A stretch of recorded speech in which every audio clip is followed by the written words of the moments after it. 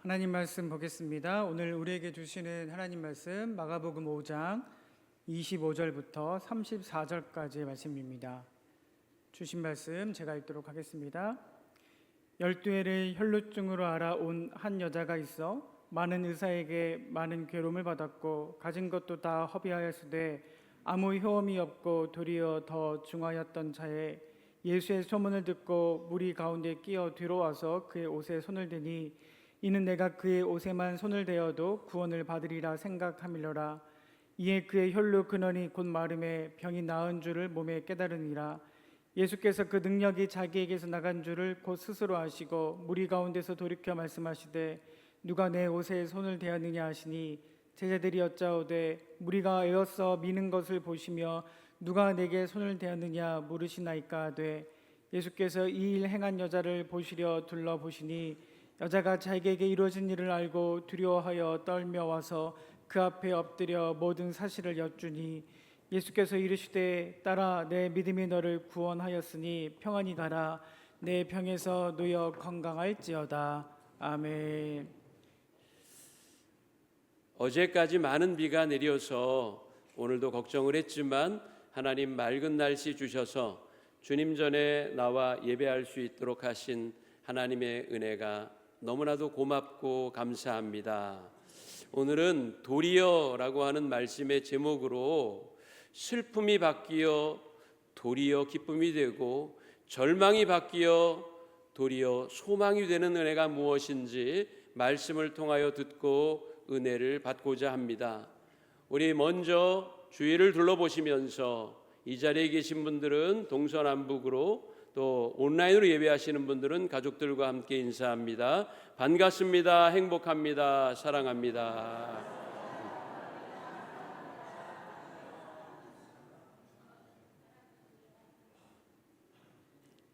예수님은 요한복음 14장 27절에서 말씀하셨습니다. 평안을 너희에게 끼치노니 곧 나의 평안을 너희에게 주노라. 내가 너희에게 주는 것은 세상이 주는 것과 같지 아니하노라. 너희는 마음에 근심하지도 말고 두려워하지도 말라고 하셨습니다. 살면서 우리는 크고 작은 스트레스를 받습니다. 스트레스를 적절하게 해소하지 않으면 질병의 원인이 되기도 하고 인간관계를 파괴하는 요인이 되기도 합니다. 압박, 긴장이라는 뜻인 스트레스는 반드시 나쁜 것만은 아니에요. 스트레스를 긍정적으로 받아들이면 생활에 활력을 주고 창의력과 생산성을 높이며 자신감이 생기고 삶이 더 좋아질 수 있습니다. 그러나 스트레스를 부정적인 것으로만 받아들이면 우울해지고 불안한 증상이 나타나고 몸과 마음이 병들 수도 있습니다. 스트레스를 받지 않는 사람은 아무도 없습니다. 누구에게나 스트레스가 있죠. 이것을 어떻게 적절하게 해소할 수 있느냐라는 게 더 중요합니다. 스트레스는 내외부적인 변화로 생기죠. 환경이나 심리적 요인입니다. 그런데 스트레스가 감정적인 압박감을 느끼는 데서 끝나기도 하지만 극도한 스트레스가 지속되면 신체도 영향을 받게 됩니다. 스트레스를 주는 요인에 대하여 신체적, 정신적 균형을 맞추려는 재적응이 일어나게 되는데 재적응에 성공하면 좋은 스트레스, 즉 최적의 스트레스가 되고 실패하면 정신적, 신체적으로 부정적인 영향을 주는 나쁜 스트레스가 되기도 합니다. 여러분, 운동 경기에 출전한 선수들은 자기 경기가 시작되기 전까지 계속 움직입니다.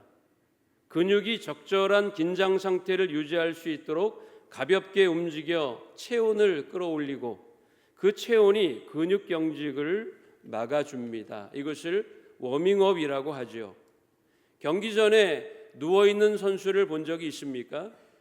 경기 전에 누워있는 선수는 아무도 없습니다.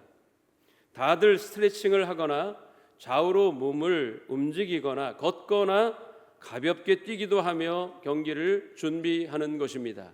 이런 작은 움직임이 체온 저하를 막아주고 근육 경직을 방지하며 최상의 경기력을 나타낼 수 있도록 하는 것입니다. 제가 예전에 봤던 영화 중에 패신저스라는 영화가 있어요.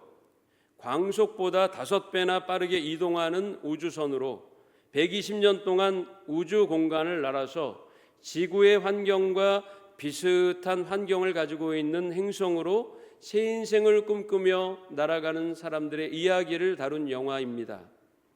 120년 동안 동면하며 가고 있는데 주인공의 동면기가 갑자기 망가집니다. 120년을 날아가야 되는데 30년 만에 동면기가 고장이 나서 혼자 잠에서 깨어납니다. 5천 명의 승객들과 함께 여행하고 있지만 깨어있는 사람은 자기 혼자입니다. 그가 1년이라는 세월을 우주선에서 지내면서 가장 힘들게 여겨졌던 것은 외로움이었습니다. 지독한 외로움에 시달렸던 그는 하지 말아야 할 일을 하고 맙니다. 승객 중 한 사람을 동면에서 깨운 일입니다. 이러면 안 돼. 이것은 이기적인 일이야 라고 생각하다가도 깨어있는 친구 한 사람만 있으면 이 외로움을 잘 견딜 수 있을 텐데 깨어나도 기계가 고장나서 깨어난 거라고 생각할 거야. 한참 고민하던 그는 끝내 한 여자가 잠들어 있는 동면기를 망가뜨려 그 여인이 잠에서 깨어나게 만듭니다. 깨어난 여자는 꿈에도 그 남자가 일부러 자신을 깨웠다고 생각하지 못했죠. 고장이 나서 동면에서 깨어난 거라고 생각하며 서로 의지하며 우주선에서의 생활을 시작합니다.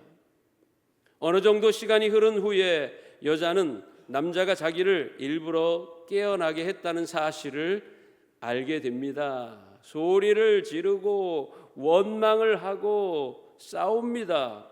그러나 일어나는 일을 되돌릴 수는 없었지요.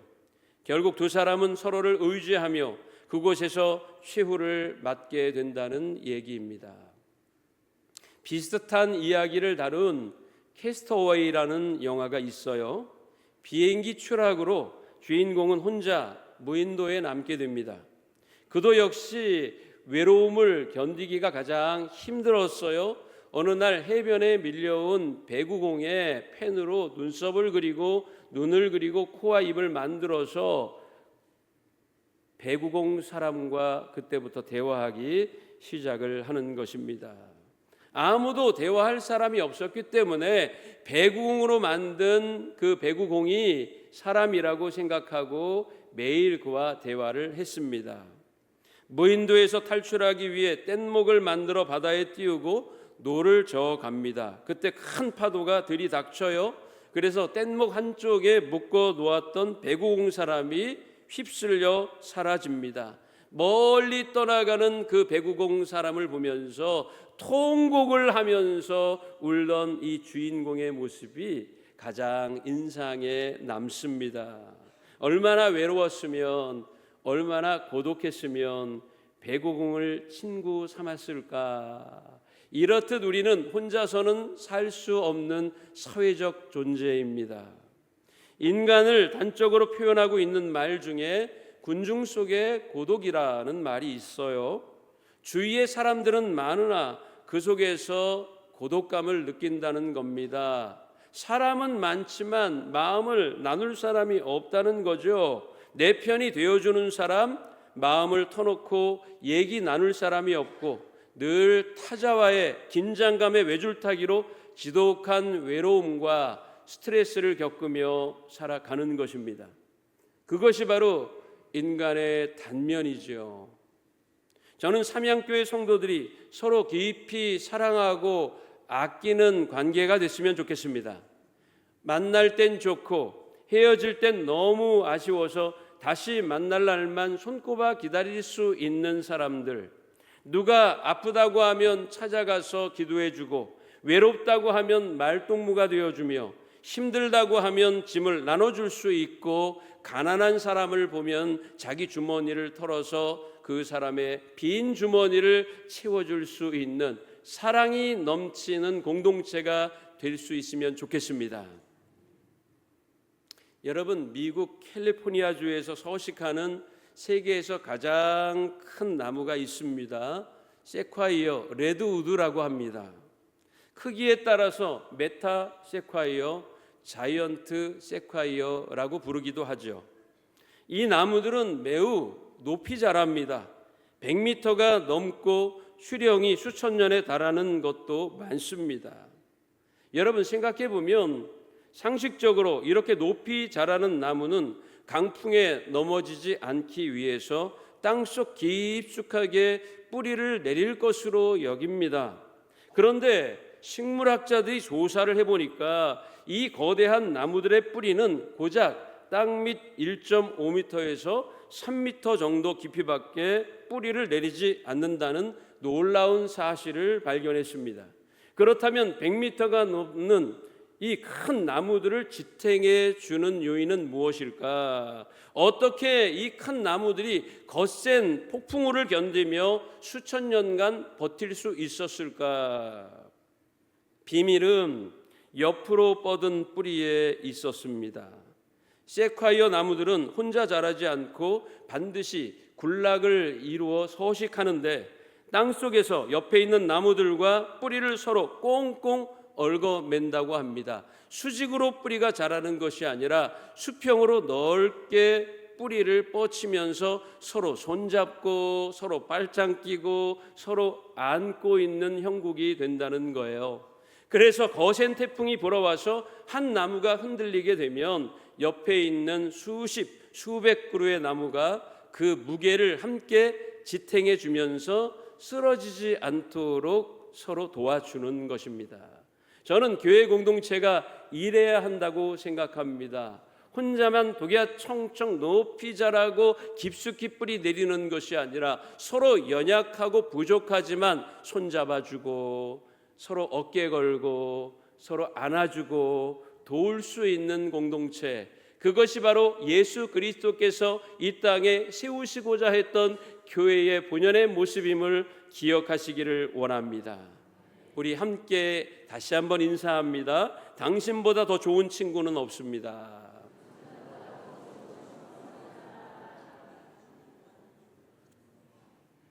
여러분들과 친구가 되어서 저도 무척 행복합니다. 오늘 군중들 틈 속에서도 극한 외로움을 느꼈던 한 여인을 우리 본문에서 발견하게 됩니다. 2000년 전 당시로 타임머신을 타고 돌아가 많은 인파 안으로 들어가 봅시다. 갈릴리 지역의 한 거리, 예수님이 오셨다는 소리를 들은 많은 사람들이 겹겹이 예수님을 애워싸며 그야말로 인산인해를 이루고 있었습니다. 군중들 틈에 유대교 지도자인 야이로라고 하는 사람이 있었어요. 그의 딸이 병들어 거의 죽게 됐습니다. 그래서 예수님 앞에 와서 자기 딸을 고쳐달라고 간청합니다. 간절한 간청에 예수님이 야이로의 집으로 가십니다. 예수님이 움직이시자 더 많은 사람이 따르기 시작했죠. 어떤 신비로운 기적을 행하실지 궁금해하는 사람, 또 어떤 사람들은 자기 병을 고쳐달라고, 어떤 사람들은 기도받기 위해, 어떤 사람들은 권위 있는 예수님의 말씀을 듣기 위해 예수님 주위로 따라왔습니다. 그 수가 얼마나 많은지 그야말로 발 디딜 틈조차 없었습니다. 그 무리 가운데 한 가련한 여인이 있었어요. 그녀를 주목하는 사람은 아무도 없었죠. 아무도 그녀에게 관심을 두지 않았고 밀어내기까지 했습니다. 완전한 아웃사이더였습니다. 그녀는 불치병을 앓고 있었어요. 12년간이나 하혈을 멈추지 않는, 성경 본문에서는 혈루증이라고 했습니다. 혈루증은 자궁근종이나 내막염이 있어 계속해서 하혈하는 병입니다. 지금은 의술이 좋아지고 약이 좋아져서 약만 꼬박꼬박 잘 먹으면 금방 고칠 수 있는 병이라고 하지만 예수님 당시에 이 병은 종교적으로도 부정하다 일컬어졌고 쉽게 고칠 수 없는 불치병이었습니다. 12년 동안이나 하혈했고 이제는 만성병이 되어서 더욱 고치기 힘든 절망적 상태가 되고 말았던 겁니다. 그녀는 이 병을 고치기 위해서 수많은 노력을 기울였어요.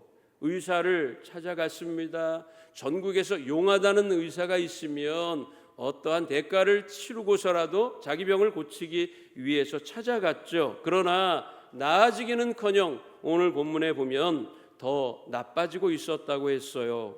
마가복음 5장 26절 보니까 많은 의사에게 많은 괴로움을 받았고 가진 것도 다 허비하였지만 아무 효험이 없고 도리어 중하여졌던 차에 갖은 노력을 다했습니다. 이 병을 고칠 수만 있다면 재산을 허비하는 것도 아깝지 않다 생각했어요. 그러나 그런 노력에도 불구하고 나아지기는커녕 더 악화됐어요. 본문은 이 상황을 도리어라는 한 단어로 함축합니다. 헬라어로는 알라 말론입니다. 알라는 그와는 반대로, 말론은 더욱, 더 많이라는 뜻이에요. 그래서 도리어는 노력한 것과는 정반대로 더 많이라는 의미입니다. 즉 해석하자면, 정리하자면 노력한 것과는 정반대로 병이 더 심해지고 있었다라는 겁니다. 그 상황을 바로 도리어라고 하는 한 단어 속에서 우리에게 알려주고 있습니다. 그녀의 상황은 그야말로 절망적이었어요. 계속 하혈하니 몸은 점점 말라갔고 체력은 바닥이 났습니다. 아마도 깡마른 체구에 핏기라고는 하나 없고 눈은 움푹 들어간 얼굴을 한 산송장 같은 모습이 아니었을까 한번 생각해 봅니다. 얼마나 괴로웠을까요? 얼마나 그 병을 고치고 싶었을까요? 갖은 노력을 다 했지만 아무 소용이 없었어요. 질병의 고통만큼이나 그를 괴롭힌 것이 또 있습니다. 그것은 외로움과 거절감이었습니다. 외면당했다는 외로움, 거절당했다는 괴로움이 그녀를 더욱더 깊은 절망 속으로 빠뜨리고 있었습니다. 그러던 차에 예수님의 소식을 듣게 된 겁니다. 어떤 병자도 그분 앞에만 가면 낫는다는 이야기를 듣게 된 거예요. 그야말로 한 줄기 빛을 발견하게 된 거죠. 그는 빨리 해변가로 향합니다. 그러나 그녀를 절망에 빠뜨린 또 하나의 도리어가 있었으니 27절을 봅시다. 예수의 소문을 듣고 무리 가운데 끼어 뒤로 와서 그의 옷에 손을 대니라고 했어요. 예수의 소문을 들었습니다. 어떤 병이든 그분은 고치실 수 있어. 한 줄기 빛을 발견하고 해변가로 뛰어갔지만 그 병약한 여인이 예수님께 다가가기에는 너무 어려운 상황이었습니다. 그녀와 똑같은 욕구를 안고 있었을 사람들이 먼저 2중, 3중, 4중으로 예수님을 애워싸 예수님을 만나려고 했기 때문에 12년 동안 피를 흘리는 병을 앓고 있었던 병약한 여인이 그 군중들 틈을 비집고 들어간다는 것은 거의 가능성 제로에 가까웠습니다. 해결 가능성 제로의 문제는 종교적 한계점입니다. 병자는 죄인이고 그렇기에 사람들이 그녀를 호의적으로 대하지 않았을 것입니다. 유대교적 인간관에서는 병의 원인이 죄라고 생각했거든요. 그녀가 12년 동안 질병을 앓아온 건 그녀가 죄인이라는 증거였어요. 사람들이 그녀를 얼마나 외면했을지 충분히 상상할 수 있죠. 또 하나의 한계점은 그녀의 건강 상태로 인한 체력적인 한계였을 것입니다. 이미 말씀드렸듯 그녀와 비슷한 바람을 안고 예수님을 찾았을 수많은 사람들 틈바구니 속으로 병약한 여인이 비집고 들어간다는 것은 어려운 일이었습니다. 불가능한 일이었어요. 12해 12년, 이것이 인간의 문제입니다. 12라는 숫자는 7이라는 숫자와 함께 성경에서는 완전수로 통합니다. 인간의 노력과 인간의 시도로는 어찌해 볼 수 없는 시간, 인간의 방법으로는 헤어나올 수 없는 무기력한 시간이 바로 12년입니다. 우리들은 모두 육시에 살고 있지요. 육시는 유대 시간으로 12시입니다. 요한복음 4장에 야곱의 우물에 여인이 왔던 시간이 바로 6시 12시입니다. 그 어떤 노력으로도 채울 수 없었던 갈증과 고독함이 가득한 시간, 10이라는 숫자는 그녀에게도 사마리아 여인에게도 바로 우리에게도 한계점이었습니다. 도저히 극복할 수 없고 이겨낼 수 없는 인간의 한계, 그것을 맞닥뜨린 시간이 바로 12시, 12년이라는 숫자입니다. 여러분들은 어떤 12시에 서 있습니까? 다메섹으로 가다가 강한 빛을 보고는 시력을 잃어버렸던 사울의 12시, 예수님이 잡히시던 날 밤 절대로 예수님을 배신하지 않겠다고 호언당잠했지만은 예수님을 배신해 버릴 수밖에 없었던 베드로의 12시, 금신상에 절하지 않는다는 이유로 강력한 풀무불에 던져진 사드락과 메삭과 아벳느고가 맞닥뜨린 12시, 사나운 사자의 소굴에 던져진 다니엘의 12시, 우리는 모두 10이라는 숫자 끝에 서 있는 사람들입니다. 저도 12년이 있었습니다. 초등학교 6년, 중학교 3년, 고등학교 3년, 꼬박 12년 동안 한 번도 목사가 되겠다고 생각하지 않은 적이 없었습니다. 당연히 목사가 되어야 하는 것으로 생각했어요. 그러나 신학교 1학년에 들어가서는 내 생각이 잘못된 것임을 깨닫게 됐습니다. 주의 길을 간다는 건 내가 결단하고 내 힘으로 내 노력으로 하는 게 아니라는 걸 알게 됐어요. 당연히 의례 자연스럽게 신학교에 들어가 주의 종이 될 것이라고 남들도 생각했고 저도 의심치 않았습니다. 그러나 신학교에 들어와 보니 그것은 제 결정이 아닌 하나님의 부르심이었습니다. 하나님이 저를 부르신 거였습니다. 그래서 초등학교 6년, 중학교 3년, 고등학교 3년 걷다가 넘어져 무릎이 깨질 때도 무릎을 부여잡고 훌륭한 목사님이 되겠다고 제가 얘기했대요. 초등학교 때부터 기억도 나지 않지만은 그러나 그 모든 게 제 노력이나 제 의지 계획이 아닌 하나님의 계획이요 하나님의 부르심이었다는 것을 알게 됐습니다. 그 여인의 12년도 마찬가지입니다. 많은 의사에게 많은 괴로움을 당했어요. 가지고 있던 재산도 다 허비했어요. 그리고 사람들에게 외면당했어요. 피를 흘리는 병을 앓는 것은 종교적으로도 부정한 거라고 여기는 분위기에 그녀는 종교적으로도 사형 선고를 받은 겁니다. 그의 육체와 정신과 영혼은 송두리째 망가져 있었습니다. 그것이 바로 12라고 하는 완전수가 우리에게 쳐놓은 장벽입니다. 그것을 어떻게 극복하고 넘어설 수 있을까요? 그때가 시작점입니다. 12년을 허비했다고 생각한 그때 그녀 앞에 예수님이 계셨습니다. 그녀는 죽을 힘을 다해 예수님 곁으로 갔어요. 12년간 그녀가 찾아다닌 건 병원과 의사였습니다. 그러나 병을 고칠 수는 없었어요. 자기 병을 고칠 수 있는 건 의사밖에 없다고 생각해 왔는데 그날은 달랐습니다. 예수님을 만나야겠다고 여겼어요. 이제 그녀를 막을 수 있는 건 아무것도 없었습니다. 군중을 헤치고 빠른 걸음으로 걸어가시는 예수님의 뒤를 따라가기 시작했습니다.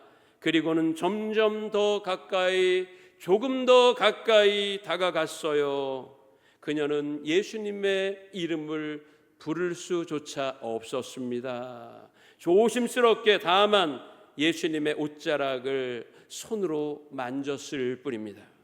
불러보고 싶었지만 그럴 수 없었어요. 초라하고 볼품없으며 사람들에게 죄인이라고 손가락질 받는 내가 어찌 존귀한 예수님의 이름을 입으로 담을 수 있을까라는 생각이었을 겁니다. 그러나 그녀의 자격지심 때문만은 아니었습니다. 그날 그녀가 예수님을 만나 자신의 필생의 문제를 해결할 수 있었던 건 그녀의 불같은 믿음 때문이었습니다. 28절을 같이 읽어보겠습니다. 이는 내가 그의 옷에만 손을 대어도 구원을 받으리라 생각함일러라. 아멘. 유대교 종교 지도자인 조금 전에 소개해드린 야이로보다도 훨씬 큰 믿음이었어요. 야이로는 어떻게 했습니까? 예수님 앞에 와서 자기 딸을 고쳐달라고 하면서 이렇게 얘기했어요. 23절을 봅니다. 간곡히 구하여 이르되 내 어린 딸이 죽게 되었사오니 오셔서 그 위에 손을 얹으사 그로 구원을 받아 살게 하소서라고 했습니다. 이 여인의 방법하고는 사뭇 달랐어요. 야이로는 예수님 우리 집에 오셔야만 합니다. 그리고 제 딸의 몸에 손을 얹고 기도해 주셔야만 합니다. 그래야 딸이 살아날 수 있어요. 방법까지 자기가 가지고 왔어요. 그러나 이 여인은 달랐습니다. 예수님에게서 무언가를 요구하고 받기를 원하는 것보다 예수님께 불같은 믿음을 드린 것뿐입니다. 내가 예수님의 옷자락만 만져도 나을 줄로 믿는다, 이런 마음이었던 거지요. 정말 야이로하고는 차원이 다른 믿음입니다. 야이로의 믿음은 상식에 근거한 믿음이었지만 이 여인의 믿음은 무조건적인 믿음이었습니다. 예수님의 어떠한 반응을 요구하거나 기대한 믿음이 아니라는 거예요. 그저 예수님께 자신의 믿음을 드릴 뿐이었습니다. 이러한 태도가 저와 여러분들에게도 있어야 할 줄로 믿습니다. 우리는 예수님 방식대로 구하기보다는 내 방식대로 구하는 데 익숙해져 있어요. 몸에 손을 대고 어루만지고 마사지라도 하며 선포하여 고치는 방식을 우리는 원하죠. 예수님이 원하시는 방식과는 거리가 멉니다. 예수님이시라면 말씀만으로도 고치실 수 있는 분. 로마인 백부장이 주여 제 집에 예수님 들어오심을 저는 감당할 수 없사오니 말씀으로만 하옵소서. 그러면 내 하인이 낫겠습니다. 유대인 어느 누구에게서도 이 백부장만한 믿음을 발견해 본 적이 없다라고 말씀하신 이 예수님의 놀라운 선언이 이 그날 예수님의 옷자락을 만진 여인에게도 있었습니다. 딸아, 내 믿음이 너를 구원하였으니 평안히 가라. 내 병에서 놓여 건강하라. 할렐루야. 이러한 칭찬과 문제 해결을 받았던 겁니다. 그녀는 그저 예수님의 옷자락 끝을 붙잡았을 뿐입니다. 그저 앞으로 나설 수 없어 애달픔에 목이 메어도 예수님의 뒤를 따라가며 한 듯 안 한 듯 예수님과 접촉한 것뿐인데 그녀의 문제가 해결되었어요. 12회를 그녀를 괴롭히고 있던 혈루의 근원이 완전히 낫게 된 줄로 믿습니다. 그녀는 예수님의 반응을 기대하지 않았어요. 그저 자신의 믿음을 드렸을 뿐입니다. 기브 앤 테이크가 아니라 기브, 온리 기브, 예수님께 자신의 마음을 드린 것뿐입니다. 그런 대도 받았어요. 넘치도록 받았어요. 분에 넘치게 받았습니다. 몸의 병만 고친 것이 아니라 영혼의 구원도 얻게 된 줄로 믿습니다. 여인의 믿음은 드리는 믿음이었습니다. 받는 믿음이 아니었습니다. 자기의 믿음을 보여드리는 것뿐이었습니다. 우리는 이렇게 생각할 때가 있어요. 주고 쓰고 드리고 소비하면 다 없어지고 가난뱅이가 될 것 같은데, 우리가 생각하는 것은 그건데 신앙의 세계는 우리의 상식과는 정반대입니다. 부끄러워서 스스로도 초라하다고 생각하여 자격이 없다고 생각하여 예수님의 이름도 부르지 못하고 그저 예수님 뒤로와 옷자락에 깡말라버린 손가락을 댔을 뿐인데, 믿음을 드렸을 뿐인데 예수님은 그녀의 병을 고쳐주셨습니다. 그 믿음이 저와 여러분에게도 있기를 바랍니다. 성도에게는 이러한 믿음이 필요해요. 도리어 나빠지고 더 어려워지는 듯해도 실망하지 않고 굳은 믿음을 주께 드림으로 말미암아 도리어 더 큰 은혜와 축복을 얻는 믿음의 사람이 되십시오. 이제 말씀을 마칩니다. 모두가 힘들다고 소리치고 영혼까지 끌어모아 쌓아 놓으려고만 하는 욕심과 탐욕이 팽배한 시대, 고침받은 여인과 같이 순수하고 진실한 믿음을 주께 드림으로 말미암아 이 여인이 받았던 놀라운 축복을 받는 삼양교회 성도들이 되시기를 주님의 이름으로 간절히 축원합니다.